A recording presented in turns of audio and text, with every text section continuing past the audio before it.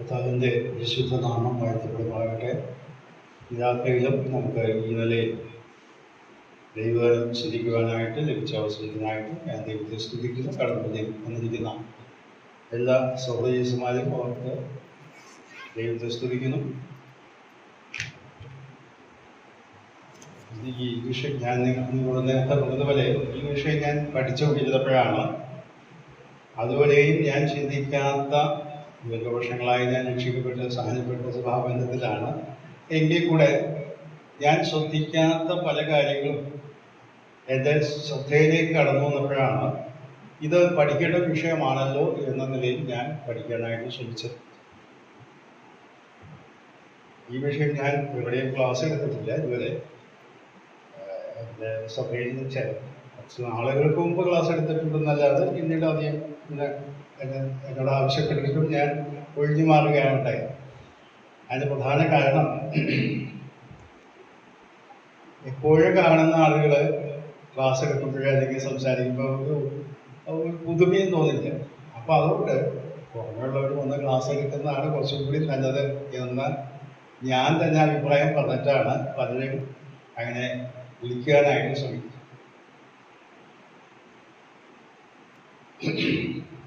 നമ്മുടെ വിഷയത്തിലേക്ക് ഞാൻ കിടക്കാം. കർത്താവായ യേശു ക്രിസ്തുവിൻ്റെ കുരിശുമരണത്തോട് ബന്ധപ്പെട്ട് അപ്പോസ്തലനായ പത്രോസും പറഞ്ഞതായ കാര്യങ്ങളെ നമ്മൾ അല്പസമയം കൊണ്ട് കഴിഞ്ഞ ആഴ്ച ചിന്തിക്കുകയുണ്ടായി. ഇന്ന് അല്പം കൂടി വ്യത്യസ്തമായ മേഖലയിലേക്ക് കടക്കാൻ ഞാൻ ആഗ്രഹിക്കുകയാണ്. സുവിശേഷങ്ങളിൽ മാത്രം 4 സുവിശേഷങ്ങളാണ് ഉള്ളത്. യേശു കർത്താവിൻ്റെ കുരിശുമരണത്തെക്കുറിച്ച് ഇതിന് കാരണക്കാരായ അല്ലെങ്കിൽ അതിൽ നേരിട്ട് പങ്കാളികളായ ഉത്തരവാദിത്വമുള്ളവരായ വ്യക്തികളെക്കുറിച്ച് വളരെ ചുരുക്കമായിട്ടാണ് ഞാൻ പറയുന്നുള്ളൂ. കാരണം നമുക്കറിയാവുന്ന വിഷയങ്ങളാണ് അതൊക്കെ. എങ്കിൽ കൂടെ ഒന്ന് നിങ്ങൾ ശ്രദ്ധയിലേക്ക് കൊണ്ടുവരണം എൻ്റെ ഈ വിഷയത്തോട് ബന്ധപ്പെട്ട് എന്ന് ഞാൻ ആഗ്രഹിക്കുന്നു. നമ്മളിപ്പോൾ ഒരാളോട് ചോദിക്കുകയാണ്, യേശു കർത്താവ് എന്തിനു വേണ്ടിയാണ് മരിച്ചത് എന്ന് ചോദിച്ചാൽ ചിലപ്പോഴേ ആളുകൾ പറയുന്ന മറുപടി കർത്താവ് മരിക്കില്ല, കൊല്ലുകയില്ല. ആളുകൾ അന്നത്തെ ദുഷ്ടലോകം കൊന്നുകളഞ്ഞതാണ്. ശരിയാണ്, അത് ഒരർത്ഥത്തിലും ശരിയാണ്. എന്നാൽ അപ്പോസ്തലന്മാരുടെ പ്രവൃത്തികളിലെ ആ പുസ്തകത്തിൽ കൂടെ ലേഖനങ്ങളിൽ കൂടെയാണ് അതിൻ്റെ ആഴത്തിലുള്ള പഠനവും അതിൽ അന്തർലീനമായിട്ടുള്ള സത്യങ്ങളും വിശദീകരിച്ച് നമുക്ക് ലഭിക്കും. അപ്പോൾ സുവിശേഷങ്ങളിലാണ് ഇതിൻ്റെ യഥാർത്ഥ വിവരണങ്ങൾ ആ സംഭവത്തെക്കുറിച്ചാണ്.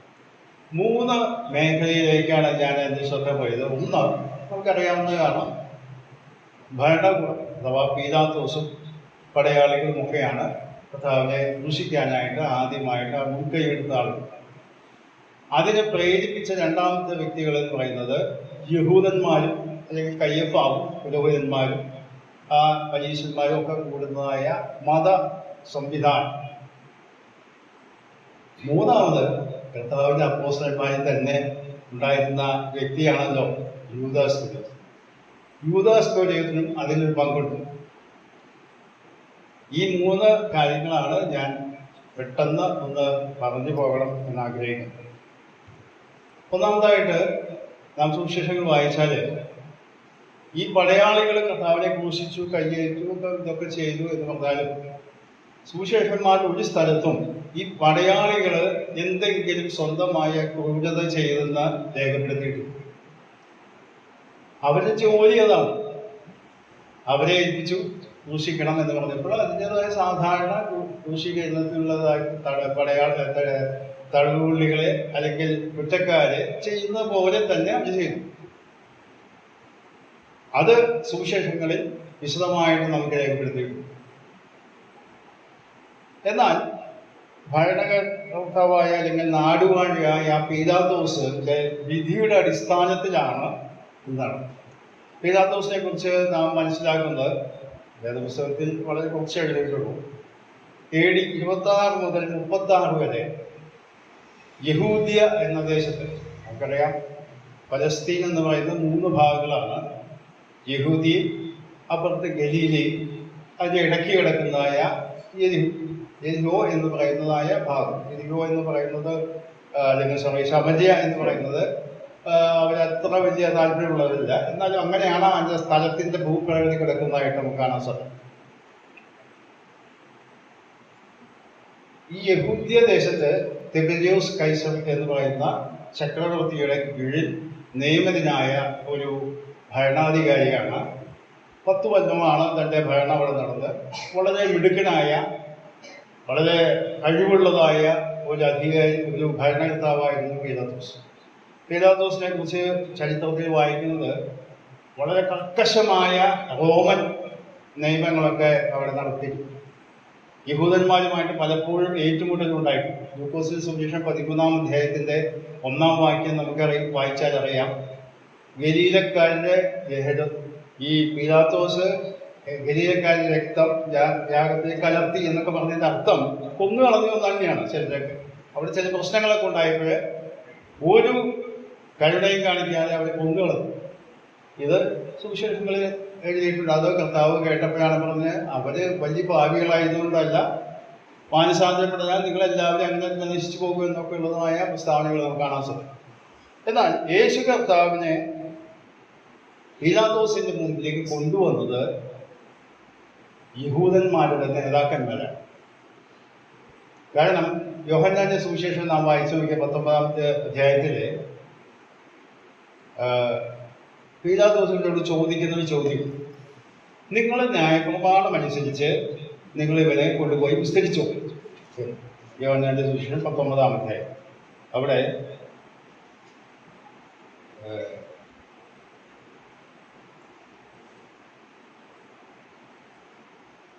7-ാം വാക്യത്തിലാണ് അത് നമ്മൾ കാണുന്നത്. 19-ാം യഹൂദന്മാരോട് ഞങ്ങൾക്കൊരു ന്യായപ്രമാണമുണ്ട്, അവൻ തന്നെത്താൻ ദൈവപുത്രനാക്കിയതുകൊണ്ട് ആ ന്യായപ്രമാണ പ്രകാരം അവൻ മരിക്കേണ്ടതാകുന്നു എന്ന ഉത്തരവ്. എന്ന് പറഞ്ഞാൽ യേശു കർത്താവ് കൊല്ലപ്പെടേണ്ടവനാണെന്നുള്ള വിധിയോടുകൂടിയാണ് പീലാത്തോസിനെ മുന്നിൽ കൊണ്ടുവരുന്നത്. പീലാത്തോസ് പല കാര്യങ്ങൾ ചെയ്തതായിട്ട് നമുക്കറിയാം. യേശു കർത്താവിനെ ക്രൂശിക്കാതിരിക്കാൻ അല്ലെങ്കിൽ ഒഴിവാക്കാനായിട്ട് പല സംവിധാനങ്ങൾ ചെയ്തു. ഒന്നാമതായിട്ട് നാം വായിക്കുന്നത് ലൂക്കോസിന്റെ സുവിശേഷം 23-ാം അധ്യായത്തിന്റെ 4-ാം വാക്യം നമുക്ക് വായിക്കാം. അറിയാവുന്ന ഭാഗങ്ങളാണ് ഇതൊക്കെ, എന്നാലും ഒന്ന് വായിച്ചു പോകാം. പീലാത്തോസ് വളരെ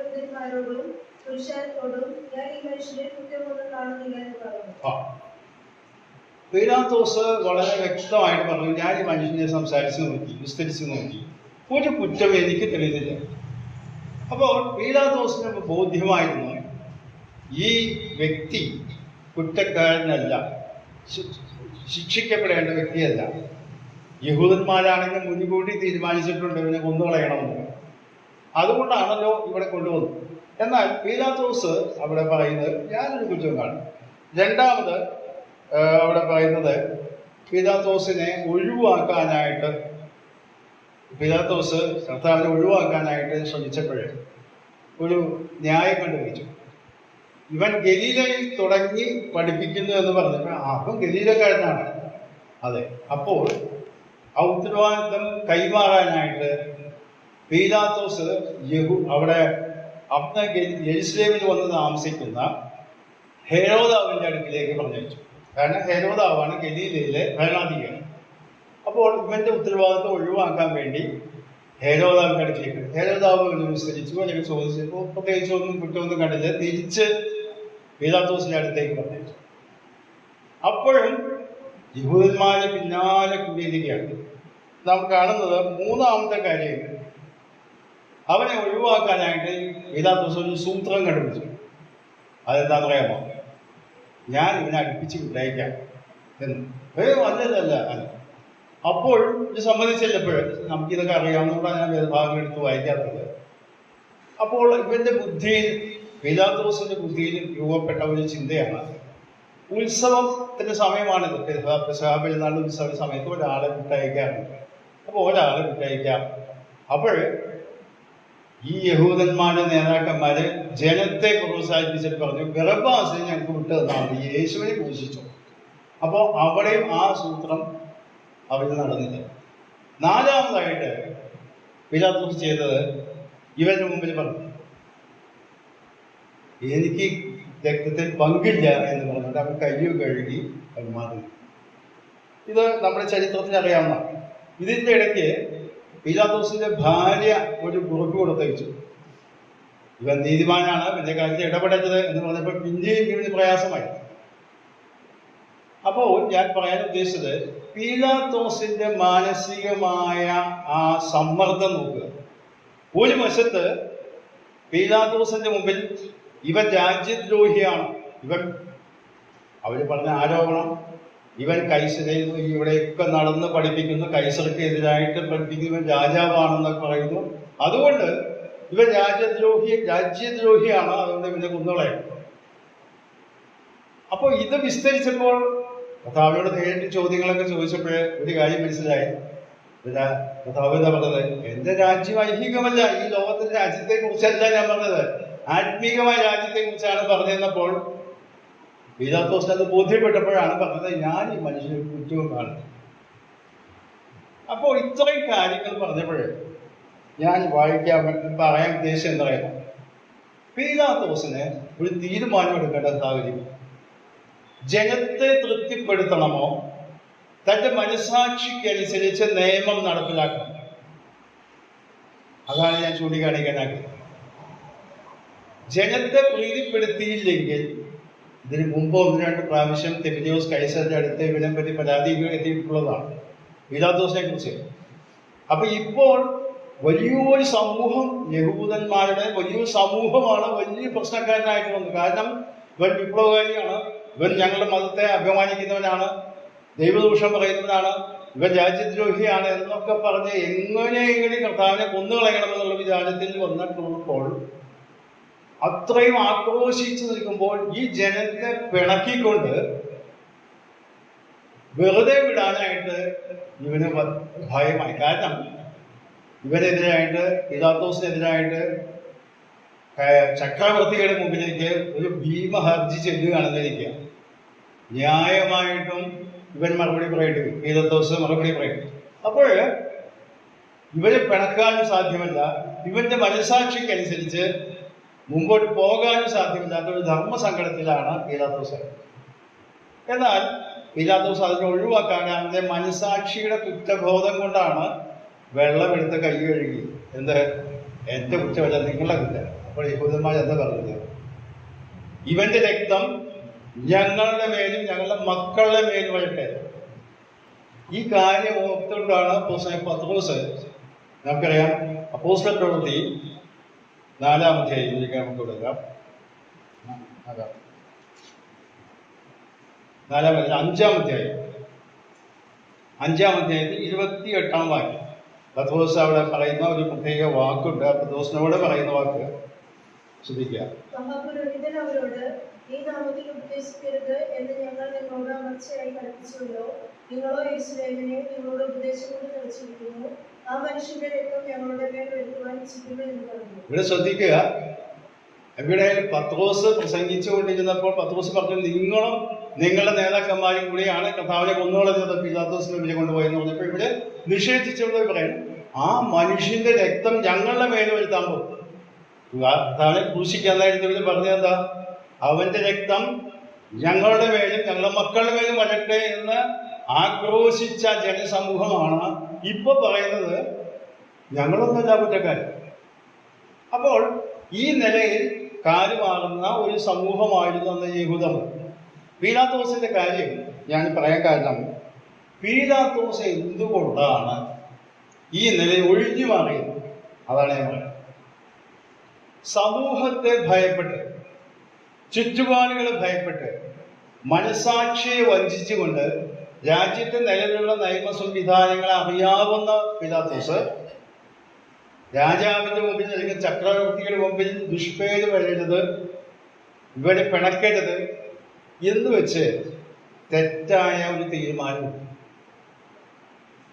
ഈ തെറ്റായ തീരുമാനം എടുത്തപ്പോൾ എന്താണ് നമുക്കതിൽ മനസ്സിലാക്കാൻ കഴിയും? വളരെ ധീരനായ മനുഷ്യനാണ് പീലാത്തോസ്, വളരെ ക്രൂരനായ മനുഷ്യനാണ്, അക്രമങ്ങളൊക്കെ അടിച്ചമർത്താൻ കഴിവുള്ളവനാണ്. പക്ഷേ ഈ സമയത്ത് പീലാത്തോസ് ചെയ്തത് ഭീരുത്വം കൊണ്ടാണ്. നമുക്കറിയാം, വെളിപ്പാട് പുസ്തകം 21-ാം അധ്യായത്തിൽ ഇങ്ങനെ ഒരു വാക്യമുണ്ട്. വെളിപ്പാട് പുസ്തകം 21-ാം അധ്യായം അതിൻ്റെ 8-ാമത്തെ വാക്യമാണ് വായിക്കുന്നത്. എന്നാൽ ഭീരുക്കൾ, അവിശ്വാസികൾ, നീചന്മാർ, പ്രഭാവന്മാർ, ദുർനടപ്പുകാർ, ക്ഷുദ്രക്കാർ, വികാരാദികൾ, മോശമുള്ള ഒരു ജീവിതത്തിൽ നടത്തുന്ന പൊയ്കയിലത്രേ അത് രണ്ടാമത്തെ മരണം. ഇവിടെ ശ്രദ്ധിക്കുക, രണ്ടാമത്തെ മരണത്തിലേക്ക് പോകുന്ന ദുഷ്ടന്മാരായ ആളുകളുടെ ലിസ്റ്റ് പറയുന്ന കൂട്ടത്തില് ആദ്യം പറയുന്ന ആളുടെ ഗ്രൂപ്പ് ആൾക്കാരല്ല, ഭീരുക്കൾ എന്ന് പറഞ്ഞാൽ സത്യം എന്താണെന്ന് മനസ്സിലാക്കിയിട്ടും അവരെ മനസ്സാക്ഷിക്ക് അത് ബോധ്യപ്പെട്ടിട്ടും മറ്റുള്ളവരെ ഭയന്ന് സത്യമായ കാര്യം ചെയ്യാനായിട്ട് കെൽപ്പില്ലാതെ പോയ പീലാത്തോസിനെ പോലെയുള്ള ഭീരുക്കൾ ആണ് ആ ലിസ്റ്റിൽ ഒന്നാമതുള്ളത്. വളരെ ശ്രദ്ധിക്കണം. കൊലപാതകന്മാരും അവരൊക്കെ അവിടെ വരുന്നുണ്ട് ലിസ്റ്റിൽ. എന്നാൽ അതിനേക്കാൾ ഗൗരവതരമായിട്ട് ദൈവവചനം പറയുന്നത് ഭീരുക്കൾ. ഞാൻ ഈ ഭേദഭാവം പഠിച്ചുകൊണ്ടിരുന്നപ്പോൾ എൻ്റെ മനസ്സിലേക്ക് കടന്ന ചിന്ത, നമ്മളിപ്പോൾ പീലാത്തോസിനെന്നൊക്കെ പറയും. നമുക്കറിയാം, ഈ രാജ്യത്ത്, നമ്മുടെ രാജ്യത്തും മറ്റു പല സ്ഥലങ്ങളിലൊക്കെ ന്യായാധിപന്മാർ അല്ലെങ്കിൽ വിധി പ്രസ്താവിക്കുന്ന ആളുകളൊക്കെ പലതും തെറ്റായ വിധികളാണ് പ്രസ്താവിക്കുന്നത്. തെറ്റായ വിധികൾ എന്ന് പറഞ്ഞാൽ നമുക്ക് കേട്ടാലറിയാം, അന്നത്തെ പലരെയും പ്രീതിപ്പെടുത്താൻ വേണ്ടി അങ്ങനെയുള്ള വിധികൾ പ്രസ്താവിക്കുന്നതായിട്ട് നമ്മുടെ രാജ്യത്തുമുണ്ട്, മറ്റു സ്ഥലങ്ങളിലൊക്കെ ഉണ്ട്. അതിൻ്റെ പിന്നിൽ പ്രവർത്തിക്കുന്ന പല കാര്യങ്ങളുണ്ട്. അതിനോട് ബന്ധപ്പെട്ട മേഖലകളിലേക്ക് പോയാലേ അതറിയാൻ പറ്റുള്ളൂ. ഞാൻ ഔദ്യോഗിക ജീവിതത്തിൽപ്പെട്ടപ്പോൾ പലപ്പോഴും കോടതിയിലൊക്കെ പോകേണ്ട സാഹചര്യം വന്നു. അപ്പോഴൊക്കെ അവരുടെ വിധിയെ സ്വാധീനിക്കുന്ന പുറമേയുള്ള ചില കാര്യങ്ങളും കൂടെയുണ്ട്. ഇവിടെ അതാണ് സംഭവിച്ചത്. പീലാത്തോസ്, ഞാൻ പറയാൻ പറ്റിയിരിക്കും, നമ്മൾ പീലാത്തോസിന്റെ കാര്യം പറയുമ്പോൾ പീലാത്തോസിന്റെ വിധി എന്ന് പറഞ്ഞാൽ ലോകത്തിൽ അറിയപ്പെടുന്ന തെറ്റായ ഒരു വിധിയാണ് എന്ന് നാം വിലയിരുത്തും. എന്നാൽ ഞാൻ പറയാനായിട്ട് ആഗ്രഹിക്കുന്നത് ഇതിന്റെ കാര്യം ഞാനിത് ഊന്നി പറയാൻ കാരണം, ഇത് നാം പീലാത്തോസിനെ കുറ്റം പറയുമ്പോൾ തന്നെ വിശ്വാസികളായ നമ്മുടെയും മനോഭാവം എപ്പോഴും ഉണ്ടായി. യേശു ക്രിസ്തുവിനോട് ബന്ധപ്പെട്ട് ഒരു ശരിയായ തീരുമാനം എടുക്കാൻ ആവശ്യമുള്ളപ്പോൾ പലപ്പോഴും നാം എന്ത് ചെയ്യുന്നത്, മറ്റുള്ളവരെ നോക്കും, സമൂഹത്തെ നോക്കും, വീട്ടുകാരെ നോക്കും. ഞാൻ മോശക്കാരനാകുമോ എന്ന് വിചാരിച്ച് നമ്മുടെ മനസ്സാക്ഷിക്ക് ബോധ്യമുള്ളതും തിരുവഴുത്തിൽ നിന്ന് വ്യക്തമായി മനസ്സിലായതും ശരിയാണെന്ന് അറിയാവുന്ന കാര്യങ്ങളും പലപ്പോഴും നമ്മൾ മനഃപൂർവ്വം വിസ്മരിച്ച് മാറി. ഇത് നമ്മുടെ വ്യക്തി ജീവിതത്തിൽ വിലയിരുത്തിയാൽ നമുക്കറിയാം. സഭാ ജീവിതത്തിലായാലും മറ്റൊക്കെ ചിലപ്പോഴൊക്കെ നമ്മൾ ഈ പീലാത്തോസിന്റെ പോലെയുള്ള സമീപനം എടുക്കുന്നവരാണ്. വ്യക്തമായിട്ട് അറിയാം, ദൈവവചനത്തിന്റെ വ്യവസ്ഥകൾ ഇതൊക്കെയാണ്, ഇങ്ങനെയാണ് പെരുമാറുന്നത്. എന്നാൽ കർത്താവിന് കൊടുക്കേണ്ട ആ സ്ഥാനം കൊടുക്കാതെ നമ്മളെന്ത് ചെയ്യും, നമ്മുടെ സൗകര്യത്തിനനുസരിച്ച് മറ്റുള്ളവരെന്താ പറയുന്നത്. നമുക്കറിയാം, പലപ്പോഴും നമ്മളൊക്കെ വീടുകളിൽ പറയുന്നു, ആളുകൾ കേട്ടായിരുന്നു മോശമല്ല എന്ന് പറയും. പിള്ളേരോടൊക്കെ പറയുമ്പോൾ അല്ലെങ്കിൽ വല്ല പ്രശ്നങ്ങളൊക്കെ ഉണ്ടാകുന്നത് കുറച്ച് പറയും, ആൾക്കാർ കേൾക്കും. നമുക്ക് ദൈവത്തെ അല്ല ഭയം, മനുഷ്യരെയാണ് ഭയം. അപ്പോൾ അതെല്ലാം മാനുഷികമായ ഒരു സമീപനമാണ്. ഇവിടെ പീലാത്തോസും അതല്ലേ ചെയ്തത്. നാം വായിക്കുന്നത് അവിടെ ഒരു വാക്യം നാം വായിച്ച് കേൾപ്പിച്ച അവസാനം ലൂക്കോസിന്റെ സുവിശേഷം 23-ാം അധ്യായം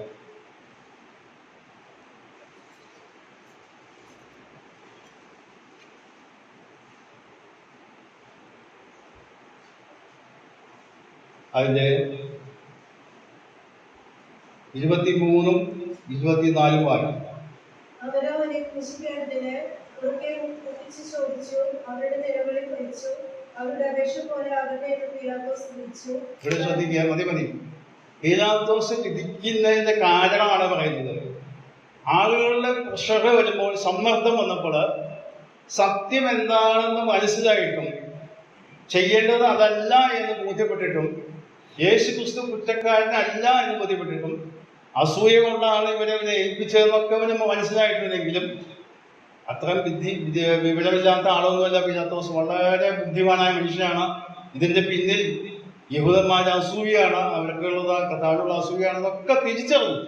പക്ഷേ പുരുഷാരത്തിന് തൃപ്തി വരുത്താൻ വേണ്ടി അവർക്ക് വേണ്ടി തൻ്റെതായ വിട്ടുവീഴ്ച ചെയ്തു. ഞാനിത് പറയാൻ കാരണം, വിശ്വാസ സമൂഹത്തിലുള്ളവരും നാം ഒക്കെ ചിലപ്പോഴൊക്കെ ദൈവവചനത്തിന്റെ വ്യവസ്ഥകളേക്കാൾ അല്ലെങ്കിൽ കർത്താവിന് കൊടുക്കേണ്ട സ്ഥാനത്തേക്കാൾ മനുഷ്യരെ ഭയപ്പെട്ട് സാഹചര്യങ്ങളുടെ സമ്മർദ്ദം മൂലം ചിലപ്പോൾ തെറ്റായ തീരുമാനങ്ങൾ കൈക്കൊള്ളാൻ ഇടയാകും. നമ്മുടെ ജീവിതത്തെ നമ്മൾ പരിശോധിക്കേണ്ടതാണ്. കാരണം നാം മുൻകാലങ്ങളിൽ ചെയ്ത കാര്യങ്ങളൊക്കെ ചിന്തിച്ചാൽ മതി. നമുക്കറിയാം, നമ്മൾ ഓരോരുത്തരുടെ ജീവിതം അവനവനാണല്ലോ നന്നായിട്ട് അറിയാം. ചിലപ്പോഴെങ്കിലും നമ്മൾ കർത്താവിന് കൊടുക്കേണ്ട സ്ഥാനം കൊടുക്കാം. കർത്താവ് ആഗ്രഹിക്കുന്നത് എന്താണെന്ന് വ്യക്തമായിട്ട് ദൈവത്തിൽ അറിയാം. എങ്കിൽ കൂടെ അതിന് വിധേയപ്പെടാൻ കഴിയാതെ മറ്റുള്ളവരെ പ്രീതിപ്പെടുത്താനായിട്ട് ആ നിലയിൽ ശ്രമിക്കുന്നതായിട്ട് കാണാൻ സാധിക്കും. രണ്ടാമത്തെ കൂട്ടം ആളുകളുടെ ഇടയിലേക്ക് നമുക്ക് വരാം. യഹൂദന്മാരാണ്. യഹൂദജനവും കയ്യഫാസ് എന്ന് പറയുന്നത് അവിടുത്തെ മഹാപുരോഹിതനാണ് പറഞ്ഞത്. എന്തുകൊണ്ടാണ് ഈ യഹൂദന്മാരായിട്ടുള്ള ആളുകൾക്ക് ഇത്രയും വിദ്വേഷം കർത്താവിനോട് പറയാൻ? നമ്മുടെ സുവിശേഷങ്ങൾ 4 സുവിശേഷങ്ങൾ വായിച്ചു നോക്കിയാൽ അറിയാം. ഞാനിത് ചില വർഷങ്ങൾക്ക് മുമ്പ് വേറൊരു ആവശ്യത്തിന് വേണ്ടി പഠിക്കാൻ നോക്കിയപ്പോഴാണ് സുവിശേഷങ്ങളിൽ വിഭജിക്കപ്പെട്ട യേശു എന്ന് പറയുന്നത് നാം ഇന്ന് സമൂഹത്തിൽ കാണുന്ന ഒരു വിപ്ലവകാരിയാണ്. നിലവിലുള്ളതായ സംവിധാനങ്ങളെ വെല്ലുവിളിച്ച ആളാണ്. മതസംവിധാനങ്ങളെ വെല്ലുവിളിച്ച ആളാണ്. അവരുടെ മുഖത്ത് നോക്കി കാര്യങ്ങൾ വ്യക്തമായി പറഞ്ഞവരാണ്. സംഭാഷണ രീതിയൊക്കെ നല്ല രീതിയാണെങ്കിൽ തന്നെ ഒരു കടുകിടയ്ക്ക് സമ്മതിക്കാതെ വ്യക്തമായി എതിർത്ത് വ്യക്തിയാണ്. എന്തൊക്കെയാണ് കർത്താവ് ചെയ്തത് നമുക്കറിയാം. കർത്താവിന്റെ ശുശ്രൂഷയുടെ ആദ്യ രംഗത്ത് തന്നെ നാം വായിക്കുന്നത്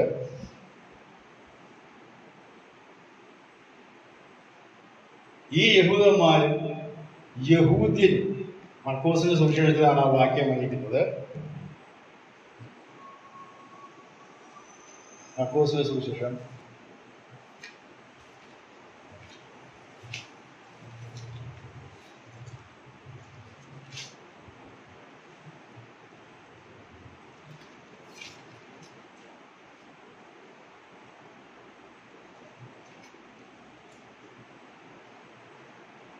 3-ാം അധ്യായം അതിന്റെ 6-ാം മർക്കോസിന്റെ 3-ാം അധ്യായം 6-ാം വാക്യം. അവൻ നീട്ടി അവന്റെ കൈ സൗഖ്യമായി. ഉടനെ പരീക്ഷന്മാർ പുറപ്പെട്ട് അവനെ നശിപ്പിക്കേണ്ടതിന് ഹെരോദ്യരുമായ ആലോചന പിടിച്ചു. ഇവിടുത്തെ പശ്ചാത്തലം വലത്തെ കൈയുള്ള ഒരാളെ ശബത്ത് നാളിൽ സൗഖ്യമാക്കിയതാണ് രംഗം. ഉടനെ പരീക്ഷന്മാർ പുറപ്പെട്ടു അവനെ നശിപ്പിക്കേണ്ടതിന് ഹേരോദ്യരുമായി ആലോചന കഴിച്ചു. ഇത് 2 കൂട്ടം ആളുകളാണ്. ഒന്ന് പരീക്ഷന്മാർ, ഒന്ന് മതത്തിന്റെ നേതാക്കന്മാരാണ്. ഹേരോദ്യർ എന്ന് പറയുന്നത് അന്നത്തെ ഭരണ സംവിധാനത്തോട് പറ്റി നിൽക്കുന്ന ഒരു കൂട്ടം ആളുകളാണ്. എന്ന് പറഞ്ഞാൽ മതവും രാഷ്ട്രീയവും അല്ലെങ്കിൽ ഭരണ സംവിധാനങ്ങളും ഒരുപോലെ ഒരുമിച്ച് നിന്ന് കർത്താവിനെതിരായിട്ട് നിൽക്കുന്ന രംഗമാണ് അവിടെ കാണുന്നത്.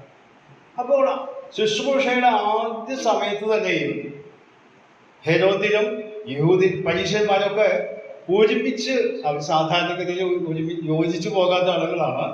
എന്നാൽ ഇവിടെ ഒരുമിച്ച് നിന്നുകൊണ്ട് കർത്താവിനെതിരായിട്ട് നിൽക്കാൻ കഴിയും. ഞാൻ ഈ ഭാഗം പഠിക്കാനായിട്ട് ശ്രമിച്ചപ്പോഴേ കർത്താവിനെതിരെ അങ്ങനെ അവര് എതിർത്തില്ലെങ്കിലേ അത്ഭുതമുണ്ട്. കാരണം എന്താ നമുക്കറിയാം, കർത്താവിന്റെ ആ പ്രവൃത്തികൾ സുവിശേഷങ്ങളിൽ വായിച്ചാല് അന്ന് നിലവിലുള്ളതായ മതസംവിധാനങ്ങളെ ശക്തമായി വിമർശിക്കുകയും എതിർക്കുകയും ചെയ്ത വ്യക്തിയാണ് യേശു കർത്താവ്.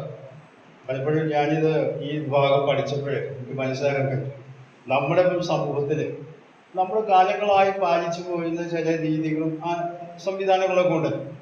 അതിനെതിരെ നമ്മോട് ബന്ധപ്പെട്ട് നിൽക്കുന്ന ഒരാളാണെങ്കിൽ വന്ന് വിമർശിക്കുകയാണെങ്കിൽ, പലപ്പോഴും വിമർശിക്കുകയാണെങ്കിൽ നമ്മൾക്കൊരു നീരസ തോന്നും. അപ്പോൾ ഇവനെ കൊണ്ട് വലിയ ശല്യമായല്ലോ, ഇയാളെ എന്തെങ്കിലും ചെയ്തേ പറ്റൂ എന്നുള്ളൊരു വിചാരം നമ്മുടെ മനസ്സിലേക്ക്. ഇത് തന്നെയാണ് ഇവിടെ സംഭവിച്ചത്. ഇവിടെ ശ്രദ്ധിക്കുക, ഞാൻ ആ ഭാഗങ്ങൾ ഒന്ന് വായിച്ച് കേൾപ്പിച്ചില്ല. അതിൻ്റെ ഒന്നാമത്തെ കാര്യം യോഹന്നാന്റെ സുവിശേഷം 19-ാം അധ്യായത്തിന്റെ 11-ാം വാക്യം ഇന്ന് ആദ്യം വായിക്കാം. യേശു അവനോട്, പേരിൽ നിന്ന് നിനക്ക് കിട്ടിയിട്ടില്ല എങ്കിൽ എന്റെ പേരിൽ നിനക്ക് ഒരു അധികാരവും ഉണ്ടാകുകയില്ലായിരുന്നു. അതുകൊണ്ട് എന്നെ നിന്റെ പക്കൽ ഏൽപ്പിച്ചവരെ അധികം പാപമുണ്ടെന്ന് ഉത്തരം പറഞ്ഞു. ഇവിടെ ഇതാ യേശു കർത്താവിനെ ഏൽപ്പിച്ചു കൊടുത്തവൻ എന്ന് പറയുന്നത് കയ്യഫാവാണ്. കയ്യഫാവ് അല്ലെങ്കിൽ ഹെരോദ് മതത്തിൻ്റെതായ നേതൃത്വം. അപ്പോൾ വളരെ വ്യക്തമായിട്ട് പറയാണ്, ഈ യഹൂദന്മാരെ എന്നെ ഏൽപ്പിച്ചു തന്നാണ് നിന്റെ മുന്നിൽ കൊണ്ടുവന്നതാണ്. അതിൻ്റെ കാരണങ്ങളാണ് ഞാൻ ഒന്ന് ചെറുതായിട്ടൊന്ന് വിവരിക്കാനായിട്ട് ശ്രമിക്കുന്നത്. ഒന്ന്, യേശു കർത്താവിനെ ഗുരു എന്നാണ് വിളിച്ചത്. ഗുരു അല്ലെങ്കിൽ റബ്ബി, രണ്ട് വാക്കും ഉപയോഗിച്ചു. റബ്ബി എന്ന വാക്കിൻ്റെ അർത്ഥം യഹൂദന്മാരുടെ മതപണ്ഡിതൻ അല്ലെങ്കിൽ ഉപദേഷ്ടാവ് എന്നൊക്കെയാണ്. യേശു കർത്താവ് 12 വയസ്സ് വരെ ഞാൻ മുമ്പ് സൂചിപ്പിച്ച എല്ലാ യഹൂദ ബാലന്മാരും അവരുടേതായ ന്യായപ്രമാണ പഠനം നടത്തണം. എന്നാൽ ഉപരിപഠനം നടത്താനായിട്ട് കർത്താവ് പോയിട്ടില്ല, മനസ്സിലാക്കിയിട്ടില്ല.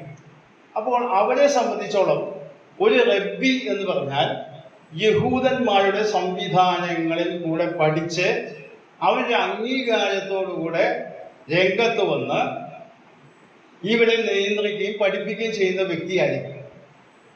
എന്നാൽ കർത്താവിന് അങ്ങനെയുള്ളൊരു പശ്ചാത്തലമില്ല. അപ്പോൾ അതിൻ്റെ അർത്ഥം അന്നത്തെ മത നേതൃത്വത്തിന് ഒതുങ്ങി കഴിഞ്ഞുകൂടാൻ ശ്രമിക്കാത്ത ഒരു വ്യക്തിയാണ് കർത്താവ് എന്ന് അവർ ആദ്യമേ തന്നെ വിലയിരുത്തി. അതുകൊണ്ടാണ് കർത്താവിനെ പറ്റി അവർ പറഞ്ഞു, വിദ്യാഭ്യാസം ചെയ്യാത്ത ഇവൻ എങ്ങനെ ശാസ്ത്രം അറിയുന്നു എന്നെ പറഞ്ഞു. വാക്ക് വായിച്ചിട്ടുണ്ട്. അവിടെ വിദ്യാഭ്യാസം ചെയ്യാത്തവൻ ശാസ്ത്രം അറിയുന്നതെന്ന് പറഞ്ഞത് ഇവരെ ഉദ്ദേശിക്കുന്നതായ ഉപരിപഠനം നടത്താത്തവൻ എങ്ങനെ ഈ ദൈവിക സത്യങ്ങൾ പഠിപ്പിക്കാൻ ഇവന് കഴിയുന്നു. അതായത് ഇവൻ റബ്ബിയാണ്, ഗുരുവാണെന്ന് പറഞ്ഞ് പലതൊക്കെ ചെയ്യുന്നുണ്ടെങ്കിലും ഞങ്ങളുടേതായ സംവിധാനത്തിൽ ഒതുങ്ങി അംഗീകാരത്തോടു കൂടെ രംഗത്ത് വന്നവനല്ല.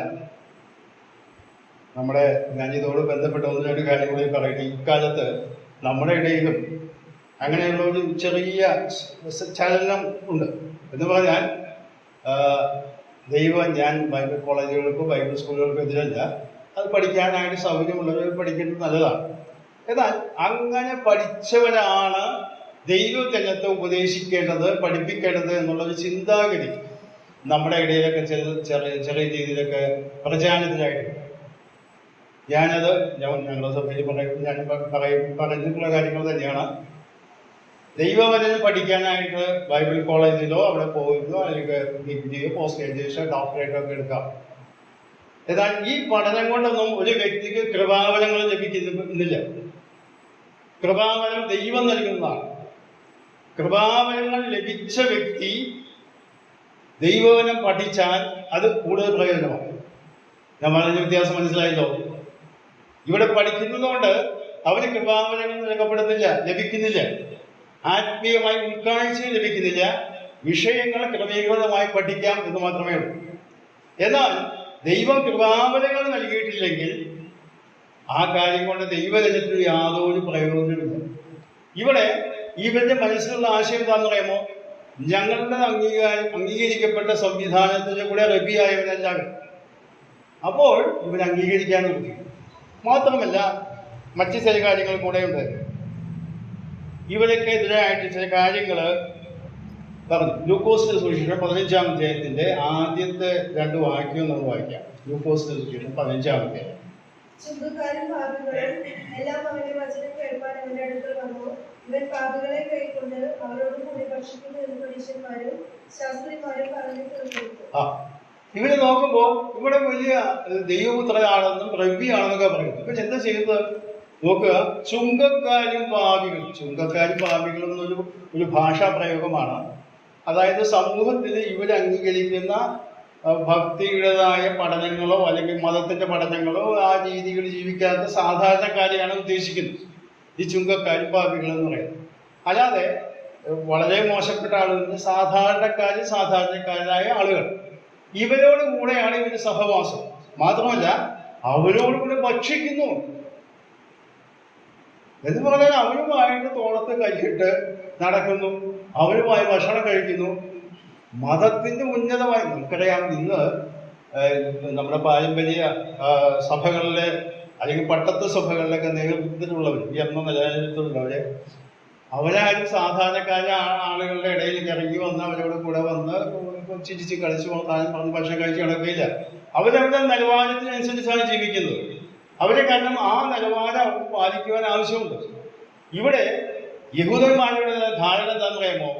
മതഭക്തനായ അല്ലെങ്കിൽ റബ്ബിയായ ഒരു വ്യക്തി എന്ന് പറയുന്നത് സമൂഹത്തിലെ ഉന്നതമായ നിലവാരത്തിനർത്ഥം ഈ പാവങ്ങൾ, ഈ മോശക്കാരായ ആളുകളെയൊക്കെ ഒരുമിച്ച് കൊണ്ടു നടക്കുകയോ, മാത്രമല്ല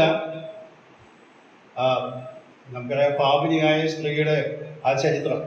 പാപിനിയായ സ്ത്രീ ശിമോന്റെ വീട്ടിൽ ഭക്ഷണത്തിൽ വന്നിരുന്നു. പാപിനിയായ സ്ത്രീ പുറകിൽ വന്നു നിന്നു, തൈലം ഒഴിച്ചു. ഇതൊക്കെ ചെയ്തപ്പോൾ ശിമോൻ മനസ്സിൽ ചിന്തിച്ചത് എന്താണ്? ഇവൻ പ്രവാചകനായിരുന്നുവെങ്കിൽ ഇവന്റെ അടുക്കൽ നിൽക്കുന്ന സ്ത്രീ ആരാണെന്ന് ഇവൻ അറിയുമായിരുന്നു. എന്ന് പറഞ്ഞാൽ പ്രവാചകനാണ്, അംഗീകരിക്കപ്പെടേണ്ട നേതൃത്വമുള്ള വ്യക്തിയാണെങ്കിൽ ഒരു പാപിനിയായ സ്ത്രീ അടുപ്പിക്കാനായിട്ട് ശ്രമിക്കില്ല. അപ്പോൾ അവരുടെ സങ്കല്പത്തിലുള്ളതായ ഭക്തിയുടെ വേഷം എന്ന് പറയുന്നത് മറ്റുള്ളവരുമായിട്ട് മിങ്കിൾ ചെയ്യാതെ, അവരുമായിട്ട് ഇടപഴകാതെ, അവരുമായി ഭക്ഷണം കഴിക്കാതെ ഇങ്ങനെ നടക്കണം.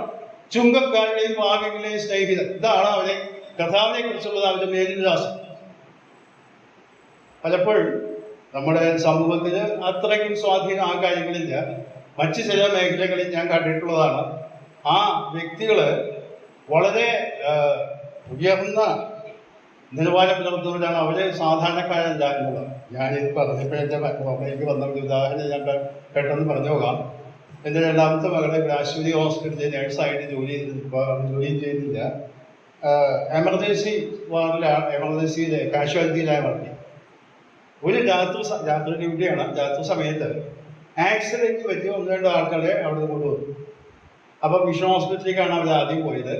അവിടെ കൂടുതൽ പരിക്ക് പറ്റിയ ആളുകൾക്ക് അവരെടുക്കും, മറ്റവർക്ക്. അപ്പോൾ അവിടെ ഞങ്ങൾക്ക് ഇവിടെ വേണ്ടായിരുന്നു, ഇവിടെ വരാം. അപ്പോൾ പെന്തക്കോസ്ത് വിഭാഗത്തിന് ഉന്നതനായ പാസ്റ്ററാണ് അദ്ദേഹം. അപ്പോൾ അദ്ദേഹം അവിടെ വന്നപ്പോഴേ അപ്പോൾ കാര്യമായ പരിക്കുകളൊന്നും, ചെറിയ ചെറിയ പരിക്കുകളോ. അപ്പോൾ അവരിങ്ങനെ ഇങ്ങനെ പരിചരിക്കുന്ന കാര്യങ്ങളൊക്കെ ഫസ്റ്റ് എയ്ഡൊക്കെ നടത്തിക്കൊണ്ടിരിക്കുമ്പോൾ ഇദ്ദേഹം പ്രതികരിച്ചത് എന്നോട് മകളെ വന്ന് പറഞ്ഞ് ഞാൻ ഇപ്പോഴും ഓർക്കുന്നത്. എന്താ പറയുക, നിങ്ങൾ ആരെയാണ് പരിചരിക്കണം? ഏറ്റവും ഞാൻ വലിയ പ്രാസംഗികനാണ്, ഉന്നതനായ വ്യക്തിയാണ്, എന്നെ ശുശ്രൂഷിക്കാൻ തന്നെ നിങ്ങൾക്കൊരു അവസരം കിട്ടിയത് വലിയൊരു ഭാഗ്യമാണ്. അപ്പോഴേ ഈ ഇവളുടെ അടുത്ത് നിന്ന് നേഴ്സ് പറഞ്ഞത്, നമ്മളെ സംബന്ധിച്ചോളം ഇയാൾ ഒരു രോഗി, പേഷ്യൻ്റാണ്. അപ്പൊ ഇയാളെ ട്രോളിയിലാക്കിയിട്ട് മുന്നിക്കൊണ്ടുപോകുമ്പോൾ പിന്നെയും പറഞ്ഞുകൊണ്ടിരിക്കുകയാണ്. അപ്പൊ ആരോ പറഞ്ഞു, ഞങ്ങളുടെ പേഷ്യന്റ് താൻ അത്ര വലിയ ആളാണെങ്കിൽ താൻ എടുത്തിട്ട് പോകും എന്ന് പറഞ്ഞ് ഞാൻ ഇത് വന്ന് പറഞ്ഞപ്പോൾ ഞാൻ അതിശയിച്ചു പോയി. ഇങ്ങനെ ആളുകളുണ്ട്. ഇതായത് അവരുടെ മനസ്സിലുള്ള സങ്കല്പം, അവർ VIP-കളാണ്, അവരെല്ലാവരും ബഹുമാനിക്കപ്പെടേണ്ട വ്യക്തികളാണ്. വളരെ ആദരവ്, അവർ ബഹുമാനിക്കണം, ആദരിക്കണം. സഭയുടെ നേതൃത്വത്തിലുള്ളവരും വചന ശുശ്രൂഷയിലേക്ക് ബഹുമാനിക്കണമെന്ന് വേദപുസ്തകത്തിൽ പ്രമാണമുണ്ട്. അത് ശരി തന്നെയാണ്.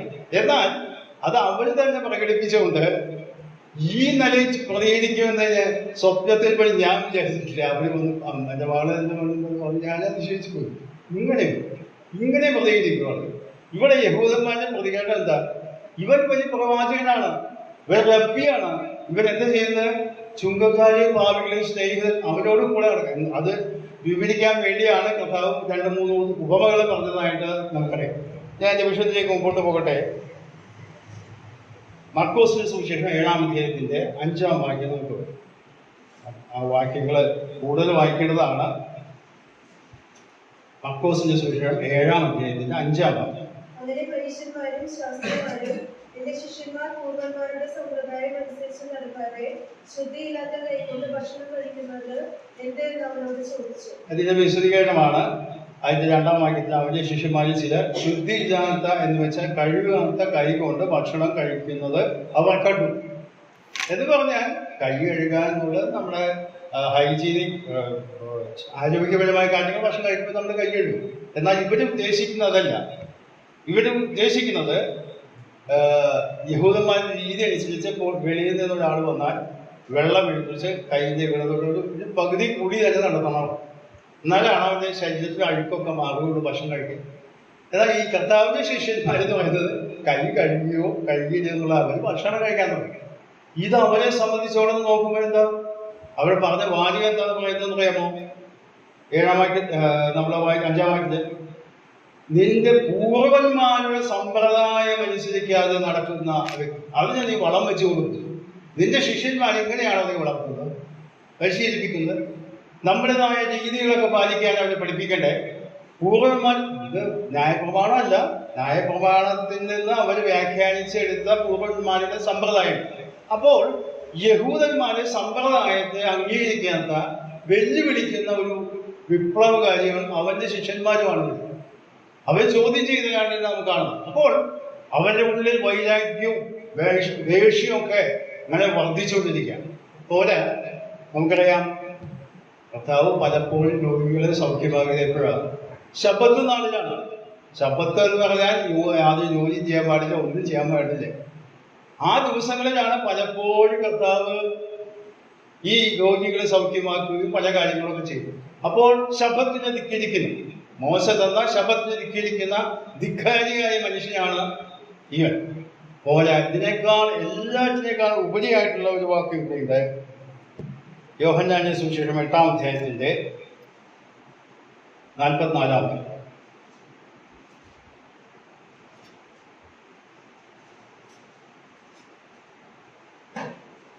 യോഹന്നാന്റെ സുവിശേഷം 8-ാം അധ്യായം 44.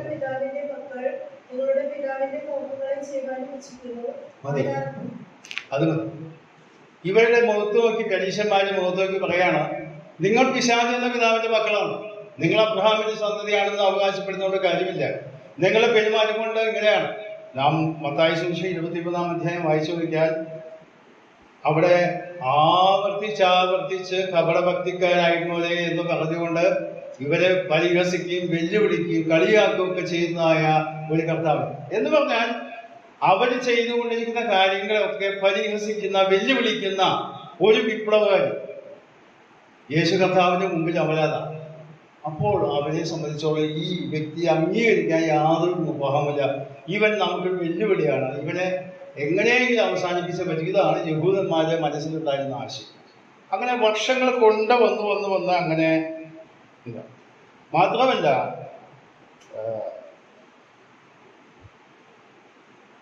യോഹന്നാന്റെ സുവിശേഷം 10-ാം അധ്യായത്തിലെ 33-ാമത്തെ വാക്യങ്ങളെ നമുക്ക് ചേർത്ത് വയ്ക്കാം. യഹൂദന്മാർ അവനോട്, നല്ല പ്രവൃത്തി നിമിത്തമല്ല ദൈവദൂഷണ നിമിത്തവും നീ മനുഷ്യനായിരിക്കെ നിന്നെ തന്നെ ദൈവം ഓർക്കുന്നത് കൊണ്ട് മാത്രമേ ഞങ്ങൾ നിന്നെ കല്ലെറിയുന്നത് എന്ന് ഉത്തരം പറഞ്ഞു. ഇവിടെ ദൈവദൂഷണം അവരാരംഭിക്കുന്നതിന് കാരണം, നീ മനുഷ്യനായിരിക്കെ നീ നിന്നെ തന്നെ ദൈവമാണെന്ന് അവകാശപ്പെടുന്നു. അഥവാ വലിയവനായ ദൈവം എൻ്റെ പിതാവാണെന്നും പിതാവിന്റെ കൽപ്പന അനുസരിച്ചാണ് ഞാൻ ഈ കാര്യങ്ങൾ പറയുന്നത് പറഞ്ഞാൽ ഇതാണ് വലിയ ദൈവദൂഷണം. അപ്പോൾ ഇത്രയും കാര്യങ്ങളാണ് ഇവർക്കെതിരെയുള്ളത്. അപ്പോൾ ഇവരെ ഇങ്ങനെ വിട്ടാല് ശരിയാണ്. നമുക്കറിയാം, സുവിശേഷങ്ങളിൽ നമ്മൾ പലപ്പോഴും വായിച്ചാല് കർത്താവിന്റെ അടുത്തേക്ക് പലരും ചോദ്യങ്ങൾ ചോദിക്കാൻ പോകും. ആ ചോദിക്കാൻ വന്നതൊന്നും ന്യായമായ ആഗ്രഹം കൊണ്ട് സംശയ നിവാരണത്തിന് വന്നതല്ല. അവനെ പരീക്ഷിക്കേണ്ടതിന്, അവന് വാക്കിൽ കൊടുക്കേണ്ടതിന് എന്നൊക്കെ പറഞ്ഞുകൊണ്ടാണ് ആ ഭാഗങ്ങൾ അവതരിപ്പിക്കുന്നത്. നമുക്കറിയാം, അവരുടെ അടുക്കിലേക്ക് ഒരു കൈസർക്ക് കര കൊടുക്കുന്ന വിഹിതമാണ് എന്ന് ചോദിച്ചു. അപ്പോൾ വിഹിതമല്ല എന്ന് പറഞ്ഞാൽ യഹൂദന്മാർക്ക് പറയാം ഇവൻ രാജാവിനെതിരായി നിൽക്കുന്നു. വിഹിതമാണെന്ന് പറഞ്ഞാൽ യഹൂദന്മാർക്ക് ഈ പിലാത്തോസ് ഈ കൈസർക്ക് കര കൊടുക്കുന്ന കാര്യം ഇഷ്ടമില്ലാത്തവനാണ്. അപ്പോൾ അവർക്കെതിരാണെന്ന് സ്ഥാപിക്കാം എന്ന് ഇങ്ങനെ അവിടെ ഞാൻ ആ ഭാഗം വായിച്ചിട്ട് നോക്കിയപ്പോൾ ഒറ്റുകാരെ അയച്ചു എന്നാണ് വായിക്കുന്നത്. അതായത് കർത്താവിനെ ഏത് രീതിയിലും പിടിക്കാൻ വേണ്ടി, ഒരു വാക്കിൽ പിടിക്കാൻ വേണ്ടി ചെന്നു. കർത്താവ് വളരെ വിദഗ്ധമായിട്ട് അവനവിടെ ഒരു നാണയം കാണിപ്പിച്ചെന്ന് പറഞ്ഞു. അതിന്റെ സ്വരൂപം വിലയെഴുത്തും ആരുടേതാണ്, ഇതിപ്പോൾ കൈസറുടേത്. എന്നാൽ കൈസർക്കുള്ളത് കൈസർക്കും, ദൈവത്തിന് കൊടുപ്പില്ലെന്ന് പറഞ്ഞപ്പോൾ അവനെ വാക്കിൽ പിടിക്കാൻ കഴിഞ്ഞില്ല. എന്ന് പറഞ്ഞാൽ കർത്താവിനെ ഏതെങ്കിലും രീതിയിൽ കൊടുക്കണം എന്നുള്ള ഒറ്റ ഉദ്ദേശത്തോടു കൂടിയാണ് അവരുടെ ജീവിത ലക്ഷ്യമാക്കി. നമുക്ക് അവസാന ഭാഗം ഞാൻ എടുത്ത് വായിക്കുന്നില്ല. നീ എന്ത് അധികാരം കൊണ്ട് ഇത് ചെയ്യുന്നു എന്ന് പറഞ്ഞുകൊണ്ട് കർത്താവിന്റെ അടുക്കലേക്ക് കടന്നതായിട്ട്. അപ്പോഴും കർത്താവ് എന്ന് പറയുന്നത് ഞാൻ പറയാം അതിന് മറുപടി, യോഹന്നാന്റെ സ്നാനം സ്വർഗത്തിൽ നിന്നാണോ ഭൂമിയിൽ നിന്നാണോ? അപ്പൊ അവര് പറഞ്ഞു സ്വർഗത്തിൽ നിന്നെന്ന് പറഞ്ഞില്ലെങ്കിൽ ഇവിടെ ആളുകളൊക്കെ അവര് വലിയ പ്രവാചകനായിട്ട് അംഗീകരിക്കുന്നു. ഭൂമിയിൽ നിന്ന് പറഞ്ഞാൽ അത് നമുക്ക് അംഗീകരിക്കാൻ പറ്റില്ല. അപ്പോ അവര് ഉത്തരം പറഞ്ഞാൽ ഏത് ഉത്തരം പറഞ്ഞാലും പ്രശ്നമാണ്. അപ്പൊ എന്ത് ചെയ്തു? ഞങ്ങൾക്ക് അറിഞ്ഞുകൂടാ. വളരെ വിദഗ്ധമായിട്ട് നുണ പറഞ്ഞതാണ്, ഞങ്ങൾക്ക് അറിഞ്ഞുകൂടാ. അപ്പൊ കർത്താവ് എന്താ പറയാ, ഞാനും ഇന്ന അധികാരം കൂടെ ചെയ്യുന്നു എന്ന് പറഞ്ഞു. എന്ന് പറഞ്ഞാൽ യേശു കർത്താവിന്റെ അധികാരത്തിൽ ചോദ്യം ചെയ്യുന്ന, ദൈവത്വത്തിൽ ചോദ്യം ചെയ്യുന്ന, ന്യായപ്രമാണത്തെ അപമാനിക്കുന്നു എന്ന് പറഞ്ഞ് കുറ്റം പറയുന്ന എല്ലാ പ്രശ്നങ്ങളും ഉള്ളതുകൊണ്ടാണ് ഇവര് പിലാത്തോസ് ഉദ്ദേശിച്ചതുപോലെ അസൂയ കൊണ്ടാണ് ഇവരെങ്ങനെ വിട്ടാല് എല്ലാം നശിച്ചു പോകും. യോഹന്നാന്റെ സുവിശേഷം 12-ാം അധ്യായത്തില് കർത്താവായ യേശു ക്രിസ്തു ലാസറെ വിയർപ്പിച്ചു കഴിഞ്ഞപ്പോൾ ആളുകളൊക്കെ ചെന്ന് യേശു കർത്താവിന് വലിയ കാര്യങ്ങളായിട്ട് അന്വേഷിക്കാൻ തുടങ്ങി. അപ്പോഴാണ്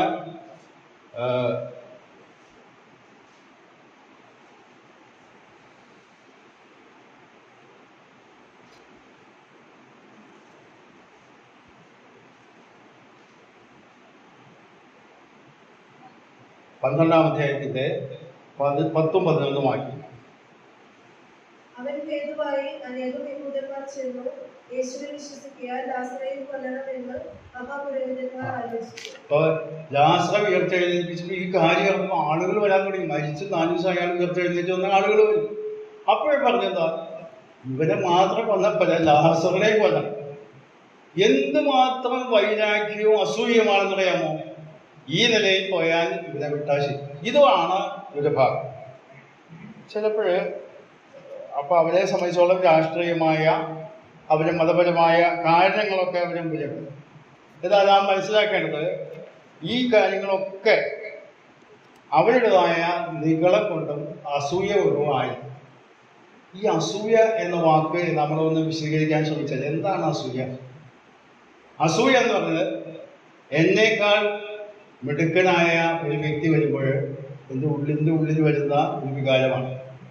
ഇത്ര മിടുക്കനാണോ അല്ലെങ്കിൽ ഇത്ര മിടുക്കിയാണോ, ഞാൻ വലിയ കഴിവുള്ളവനാണെന്ന് വിചാരിച്ചപ്പോൾ എന്നേക്കാൾ നന്നായി കാര്യങ്ങൾ ചെയ്യുന്നു. മാത്രമല്ല ഇവരെ സംബന്ധിച്ചോളം തങ്ങളെ തന്നെ അഹംഭാവത്തോടുകൂടെ കാണാത്ത ഒരു വ്യക്തിക്കും അസൂയ ഉണ്ടാകും.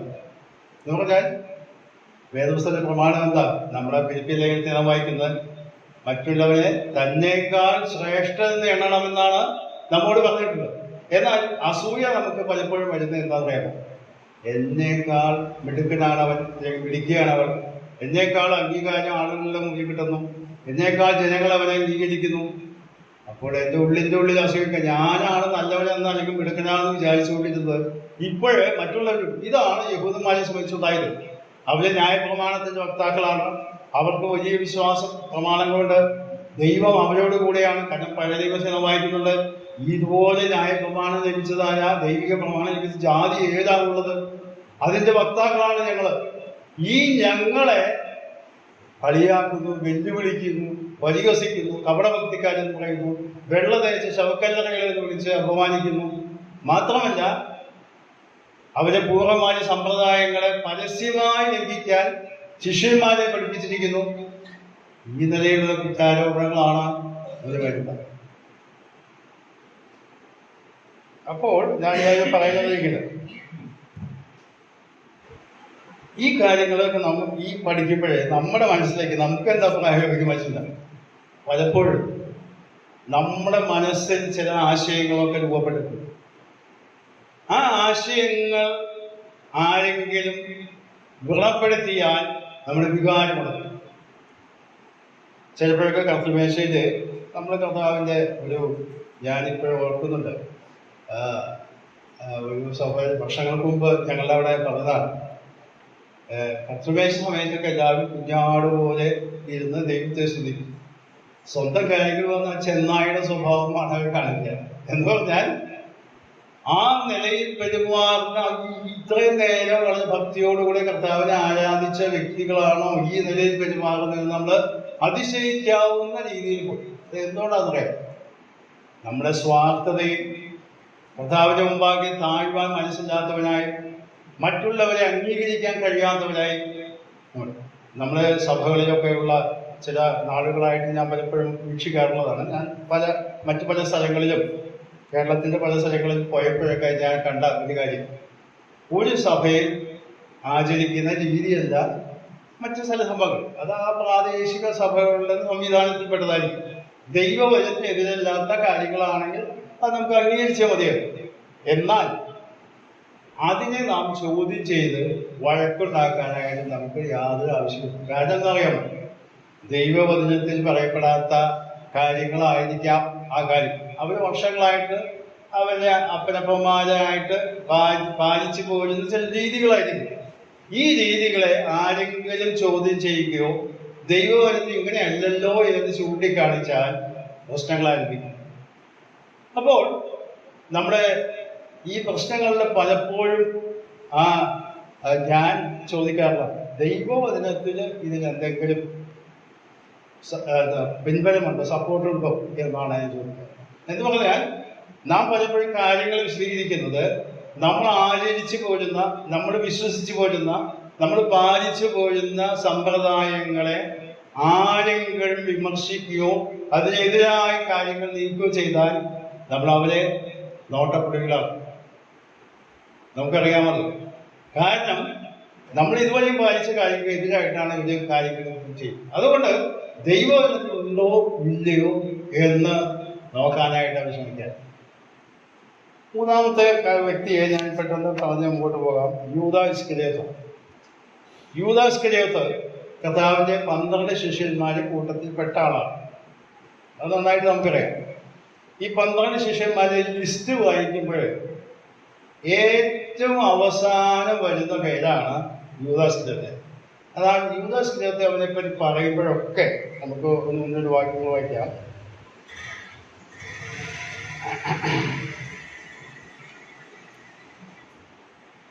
മർക്കോസിന്റെ സുവിശേഷം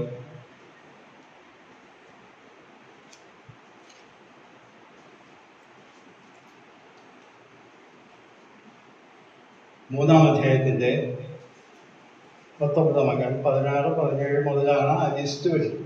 അവിടെ അവസാനം എഴുതപ്പെടുന്ന തന്നെ കാണിച്ചു കൊടുത്ത ഇസ്കരിയോത്ത, യൂദ എന്നിവരെ തന്നെ. ഇവിടെ കാണിച്ചു, നമ്മുടെ മലയാളം ബൈബിളില് എല്ലായിടത്തും കാണിച്ചു കൊടുത്ത എന്നാണ് എഴുതി. നാം 1 എഴുതിയ 11-ാം അധ്യായത്തിന്റെ 23-ാം വാക്യം നമുക്ക് അറിയാം. കർത്താവിനെ കാണിച്ചു കൊടുത്ത രാത്രി, അപ്പോസ്തലൻ പൗലോസ് എഴുതുന്ന വാചകമുണ്ടല്ലോ, കർത്താവിനെ കാണിച്ചു കൊടുത്ത രാത്രിയിൽ എന്ന് പറഞ്ഞുകൊണ്ടാണ് ആ തിരുവത്താഴ ശുശ്രൂഷയുടെ ആ കൽപ്പന അവിടെ പൗലോസ് എടുത്തു. എന്നാൽ മറ്റ് തർജ്ജമകൾ വായിച്ചു നോക്കിയാൽ കാണിച്ചു കൊടുത്ത എന്നല്ല, ഒറ്റിക്കൊടുത്ത എന്നാണ്. കർത്താവിനെ ഒറ്റിക്കൊടുത്ത വ്യക്തിയാണ് ഈ യൂദ. അപ്പൊ യൂദയെ കുറിച്ച്, യൂദ 12 ശിഷ്യന്മാരിൽപ്പെട്ട ആളാണ്, പ്രമുഖനായ വ്യക്തിയാണ്. ആ വ്യക്തിയെ കുറിച്ച് വായിക്കുന്ന അവനാണ് ഖജാൻജി എന്നാണ് പറഞ്ഞത്. പണം സൂക്ഷിക്കുന്ന ആൾ അല്ലെങ്കിൽ പ്രമുഖനായ വ്യക്തി. ഞാൻ ഇത് പഠിച്ചപ്പോൾ മനസ്സിലാക്കിയായിരുന്നു. മത്തായി സുവിശേഷം 10-ാം അധ്യായത്തിൽ നാം വരുമ്പോൾ ഈ ശിഷ്യന്മാരെ 12 പേരെയും കർത്താവ് ചില അധികാരങ്ങളൊക്കെ കൊടുത്തുകൊണ്ട് രംഗത്തേക്ക് അയക്കുന്നുണ്ട്. മരിച്ചവരെ ഉയർപ്പിക്കണം, രോഗികളെ സൗഖ്യമാക്കണം, ഭൂതങ്ങളെ പുറത്താക്കണം, രാജ്യത്തിന് സുവിശേഷം പ്രസംഗിക്കണം എന്നൊക്കെ. ഈ കൂട്ടത്തിലുള്ള വ്യക്തി തന്നെയാണ് ആര്? യൂദാ ഇസ്കരിയോത്ത്. യൂദാ ഇസ്കരിയോത്തിനെ എന്തിനാണ് കർത്താവ് തിരഞ്ഞെടുത്തത്? തനിക്ക് ബോധിച്ചവരെ തിരഞ്ഞെടുത്തു എന്നാണ് നമ്മൾ വായിക്കുന്നത്. അപ്പൊ യൂദാ ഇസ്കരിയോത്തിനെ എന്തിനാ തിരഞ്ഞെടുത്തത്? ഞാൻ പലപ്പോഴും ചിന്തിക്കാറുണ്ട്. യൂദാ ഇസ്കരിയോത്തിനെ കുറിച്ച് ദൈവം, കർത്താവ് സർവജ്ഞാനിയാണ്, എല്ലാ കാര്യങ്ങളും അറിയാം. ഇവനായിരിക്കും ഒറ്റിക്കൊടുക്കാൻ പോകുന്നത്. കർത്താവിനെ കുറിച്ച് നമ്മുടെ സുവിശേഷം വായിക്കാൻ, തന്നെ കാണിച്ചു കൊടുക്കുവാൻ ഇന്നവനാണെന്ന് കർത്താവ് നേരത്തെ അറിയാമായിരുന്നു. പിന്നെ എന്തിനാ തിരഞ്ഞെടുത്തത്? ദൈവത്തിന്റെ സർവജ്ഞാനത്തിൽ അറിയാമായിരുന്നു ഇതൊക്കെ ചെയ്യുമെങ്കിലും യൂദയ്ക്ക് ഒരു അവസരം കർത്താവ് കൊടുത്തു. യൂദയ്ക്ക് കൊടുത്ത മുന്നറിയിപ്പുകൾ ശ്രദ്ധിച്ചിട്ടുണ്ടോ? പലപ്പോഴും യോഹന്നാന്റെ സുവിശേഷം 13-ാം അധ്യായത്തിലേക്ക് നമ്മൾ വരാം. യോഹന്നാന്റെ സുവിശേഷം 13-ാം അധ്യായം.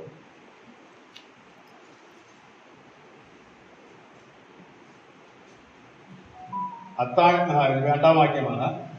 അത്താഴമായപ്പോൾ പിശാച് ശിമോന്റെ മകനായ യൂദാസ് ഇസ്കറിയോത്താവിന്റെ ഹൃദയത്തിൽ അവനെ കാണിച്ചു കൊടുക്കാൻ തോന്നിച്ചിരുന്നു. അപ്പോൾ അവന്റെ ഉള്ളിൽ പിശാച് പ്രവർത്തിച്ചുകൊണ്ടിരിക്കുകയാണ്. പിന്നെ നാം വായിക്കുന്നത് പിശാച് അവന്റെ ഉള്ളിൽ കണ്ടു. അതിനു മുമ്പ് കർത്താവ് പറയുന്നുണ്ട്, 26-ാം വാക്യം, ഞാൻ അപ്പഖണ്ഡം മുക്കിക്കൊടുക്കുന്നവൻ തന്നെ എന്ന് യേശു പറഞ്ഞു. ഖണ്ഡം മുക്കി ശിമോൻ ഇസ്കറിയോത്താവിന്റെ മകനായ യൂദായ്ക്ക് കൊടുത്തു.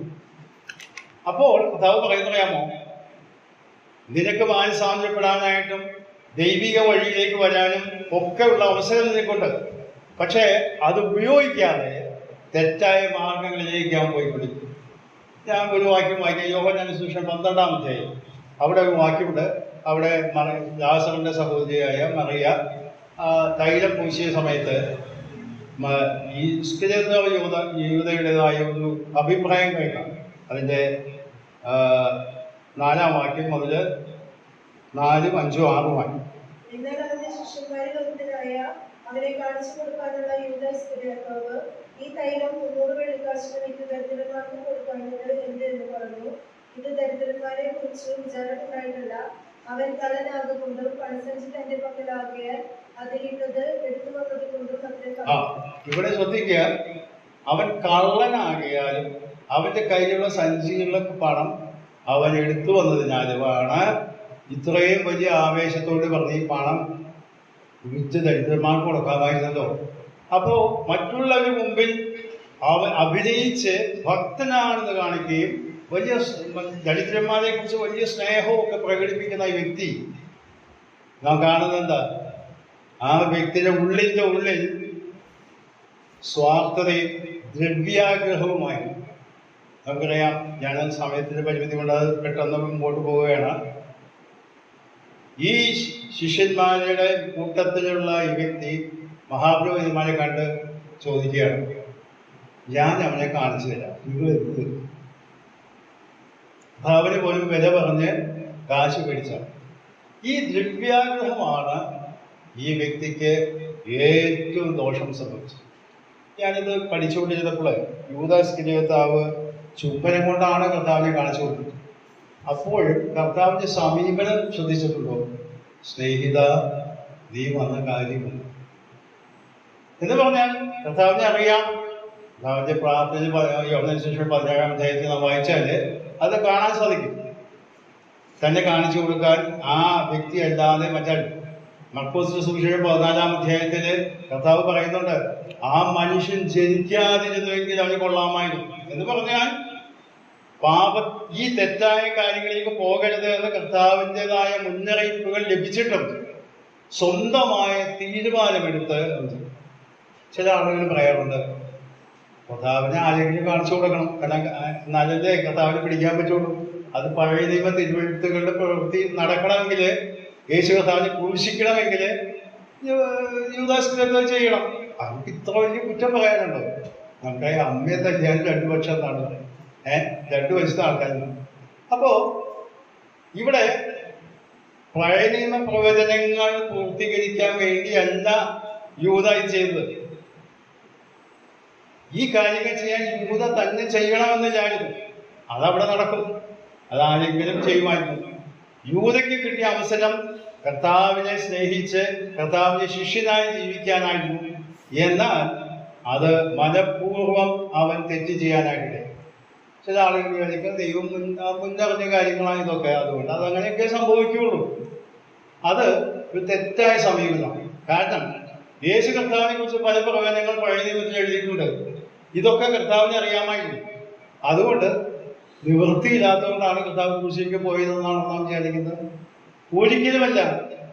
ഈ പ്രവചനങ്ങളൊക്കെ നിവർത്തീകരിച്ചുകൊണ്ട് പാപമോചനത്തിനായിട്ട് ഞാൻ സ്വമേധയാ ക്രൂശിലേക്ക് പോകുന്നു എന്ന് പറഞ്ഞുകൊണ്ടാണ് കർത്താവ് പോയത്. അല്ലാതെ പ്രവചനങ്ങൾ എഴുതിയത് കൊണ്ട് പോകുന്നതല്ല. പ്രവചനങ്ങൾ നിവൃത്തിയായിട്ടുള്ളത് ശരിയാണ്. അപ്പോൾ ഇത്രയേ ഉള്ളൂ. ഇത് നമുക്കറിയാം, ഈ പല ആളുകൾ ഈ മുന്നറിവ് വെച്ചിട്ട് പറയാറുണ്ട്. ഞാനൊരു ഉദാഹരണം പറയാം അതിന് വേണ്ടിയിട്ട്. ഇപ്പോൾ നമുക്കറിയാം കാലാവസ്ഥ പ്രവചിക്കുന്ന ആളുകൾ ഈ അതിന് ശാസ്ത്രം പഠിച്ചിട്ടുള്ളവരൊക്കെ പറയും അടുത്ത 3 ദിവസം ഒരു ന്യൂനമർദ്ദം രൂപപ്പെട്ടിട്ടുണ്ട്, കേരളത്തിൽ ഇന്ന ജില്ലകളിലൊക്കെ മഴ പെയ്യും എന്ന് പറഞ്ഞ് നമ്മളൊക്കെ ശ്രദ്ധിക്കും. കാരണം മഴ പെയ്യും. അവർ പ്രവചിച്ചതുകൊണ്ടാണ് മഴ പെയ്യുന്നത്. അവർ പ്രവചിച്ചതുകൊണ്ടല്ല മഴ പെയ്യുന്നത്. അവർക്ക് ആ കാര്യങ്ങൾ അറിയാവുന്നതുകൊണ്ട് അവരത് പ്രവചിച്ചു. മഴ പെയ്യുന്നത് പ്രകൃതിയിലുണ്ടായ സംവിധാനം കൊണ്ടാണ്. അപ്പോൾ മുന്നറിഞ്ഞത് കൊണ്ട് അതുപോലെ അറിഞ്ഞതുകൊണ്ടല്ല സംഭവിച്ചത്. ഈ വ്യക്തി എടുത്ത തീരുമാനത്തിന്റെ അടിസ്ഥാനത്തിലാണ് ആ കാര്യങ്ങൾ നടന്നത്. യൂദാ ഇസ്കറിയോത്തിനെ അങ്ങനെ ഒരു ന്യായം പറഞ്ഞ് ആരും ന്യായീകരിക്കാനായിട്ട് ശ്രമിക്കും. നാമും തെറ്റുകൾ ചെയ്യാനായിട്ട് ചെയ്യുമ്പോൾ ദൈവത്തിന് ഇങ്ങനെയൊക്കെ പറഞ്ഞിട്ടുണ്ടല്ലോ, അപ്പൊ അതുകൊണ്ട് അങ്ങനെ പറ്റിപ്പോയി എന്ന് പറയാനായിട്ട് നമുക്ക് യാതൊരു നിർവാഹവും. കാരണം നാം മനസ്സിലാക്കണം, ദൈവം നമുക്ക് അവസരങ്ങൾ നൽകുന്നത് ദൈവത്തെ സ്നേഹിച്ചും സേവനത്തിലും മുൻപോട്ട് പോകാൻ. വചനത്തിൽ പല പല ന്യായം നമുക്കറിയാം. ഒരാള് ഒരു തെറ്റ് ചെയ്താൽ, ഞാൻ പലപ്പോഴും അത് പറയുന്ന ആളാണ്, ഒരാള് ഒരു തെറ്റ് ചെയ്തു, അവൻ അബദ്ധം പറ്റും, ആരെങ്കിലും വന്നാൽ അത് ഇങ്ങനെ കാര്യങ്ങൾ ചെയ്ത് ശരിയായില്ല കേട്ടോ, ദൈവം എത്ര ആളുകൾ ചെയ്തു. നമ്മളെപ്പോഴും ഉടനടി ന്യായങ്ങൾ കണ്ടുപിടിക്കാൻ ശ്രമിക്കുക. അത് ആദാമിൽ നിന്ന് കിട്ടിയ സ്വഭാവമാണ് നമ്മുടേത്. ആദാം അങ്ങനെ തന്നെയാണല്ലോ പറഞ്ഞത്. കാരണം അവൻ തെറ്റ് ചെയ്തപ്പോൾ ഭാര്യയാണ് കുറ്റക്കാരി തിരിച്ചു പറഞ്ഞു. ഭാര്യയോട് ചോദിച്ചപ്പോൾ ഹവ്വ പറഞ്ഞു പാമ്പാണ് കുറ്റക്കാരൻ എന്ന് പറഞ്ഞു. അങ്ങനെ കുറ്റങ്ങൾ കൈമാറുന്ന പ്രകൃതം ഇവിടെ ഇത് സംഭവിച്ചു. ഇത് ഞാൻ ചോദിക്കട്ടെ, ഈ യൂദ അത് തെറ്റാണെന്ന് മനസ്സിലായിരുന്നു. പിന്നീട് കർത്താവ് ശിക്ഷയ്ക്ക് വിധിച്ചു കൊണ്ടപ്പോൾ അവൻ കുറ്റമല്ല രക്തം ഞാൻ കാണിച്ചു കൊടുത്തു പറഞ്ഞ ആ കാശ് വലിച്ചെറിഞ്ഞ് കെട്ടിച്ചാന്ന് ചത്തു കൊടുത്തു എന്നാണ് വായി. എന്താ സംഭവിച്ചത്? കുറ്റബോധമുണ്ടായി, അനുതാപമുണ്ടായിട്ട് കർത്താവിന്റെ അടുക്കിലേക്ക് വരാനായിട്ട്, മാനസാന്തരപ്പെട്ട് കർത്താവിന്റെ അടുക്കിലേക്ക് വരാനായിട്ട് അവന് കഴിഞ്ഞില്ല. കാരണം എന്താണെന്ന് അറിയാമോ? യോഹന്നാന്റെ സുവിശേഷം 13-ാം അധ്യായത്തിൽ വായിച്ചതുപോലെ അവന്റെ ഉള്ളിൽ സാത്താൻ പ്രവേശിച്ച് ആ തെറ്റായ കാര്യങ്ങൾ ചെയ്യാനായിട്ട്. വേദപുസ്തകത്തിലെ ഒരു വാക്യമുണ്ട്, ഞാൻ സമയമില്ലാത്ത വായിച്ചു പോകുന്നത് 1 തിമോഥെയോസ് 6-ാം അധ്യായത്തിലെ വാക്യമുണ്ട്, ദ്രവ്യാഗ്രഹം സകലവിധ ദോഷത്തിനും കാരണം. ഇന്ന് ക്രിസ്തീയ മണ്ഡലത്തിൽ തന്നെ നേതൃത്വത്തിൽ നിൽക്കുന്ന ആളുകൾ തന്നെ, വലിയ പ്രഗത്ഭരായ സുവിശേഷന്മാർ പോലും, അല്ലെങ്കിൽ പല പദ്ധതികൾക്ക് നേതൃത്വം കൊടുക്കുന്ന മിനിസ്ട്രീസിന്റെ നേതൃത്വത്തിൽ നിൽക്കുന്ന ആളുകൾ പോലും ഈ കാര്യത്തിൽ നിന്ന് ഒഴിവുള്ളവർ. നാവും ചിലപ്പോഴൊക്കെ അങ്ങനെയൊക്കെയാണ്.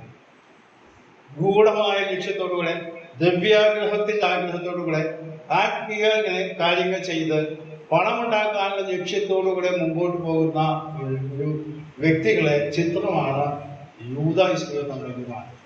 അവൻ അവിടെ ഖജാൻജിയായിരുന്നു, കർത്താവിന്റെ ശിഷ്യന്മാരിൽപ്പെട്ട ആളാണ്. ഈ അത്ഭുതങ്ങളും അടയാളങ്ങളും ഒക്കെ കണ്ടതാണ്, കർത്താവിന്റെ ഉപദേശങ്ങളൊക്കെ കേട്ട ആളാണ്. കർത്താവ് അവന് മുന്നറിയിപ്പ് നൽകിയതാണ്, വാണിങ്സ് ഒക്കെ നൽകിയതാണ്. പക്ഷേ പിന്നെയും പണത്തിൻ്റെതായ ആ ആഗ്രഹം മുഖാന്തരം, ഞാൻ യോഹന്നാന്റെ സുവിശേഷം വായിച്ചല്ലോ, പലപ്പോഴും കള്ളനാകൊണ്ട് സഞ്ചരിച്ചിട്ടതൊക്കെ പലതും എടുത്ത് പോയിരുന്നു. അപ്പോൾ കിട്ടുന്ന അവസരങ്ങളൊക്കെ ഇതന്നെയാണ് അവന്റെ പണി.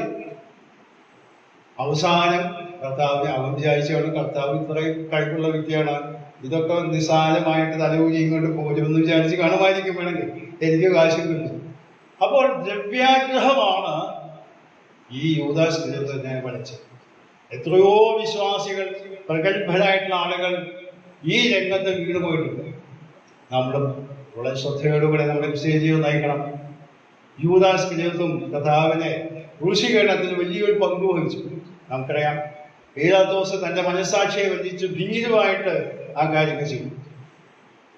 യഹൂദാ ജനവും കയ്യഫാവും അസൂയ മൂത്തിട്ട് അവരുടെ സ്ഥാനങ്ങളൊക്കെ തെറിക്കുമോ എന്ന് പേടിച്ചുകൊണ്ട് കർത്താവിന് എതിരായിട്ട് യൂദാ ദ്രവ്യാഗ്രഹം പോലെ കർത്താവിനെ വെച്ചുകൊടുത്തു. പ്രിയമുള്ള വിശ്വാസികളെ, നമ്മൾ വളരെ ശ്രദ്ധയോടുകൂടി നമ്മുടെ ക്രിസ്തീയ ജീവിതം നയിക്കാം. ഇവരൊക്കെ നമ്മുടെ മുമ്പിൽ മുന്നറിയിപ്പാണ്. അത് മനസ്സിലാക്കിക്കൊണ്ട് നമ്മുടെ ജീവിതങ്ങളെ ക്രമീകരിച്ച് മുമ്പോട്ട് പോകുവാൻ ദൈവത്തിന്റെ ആത്മാവ് നമുക്ക് നൽകട്ടെ. ദൈവം നാമത്തിൽ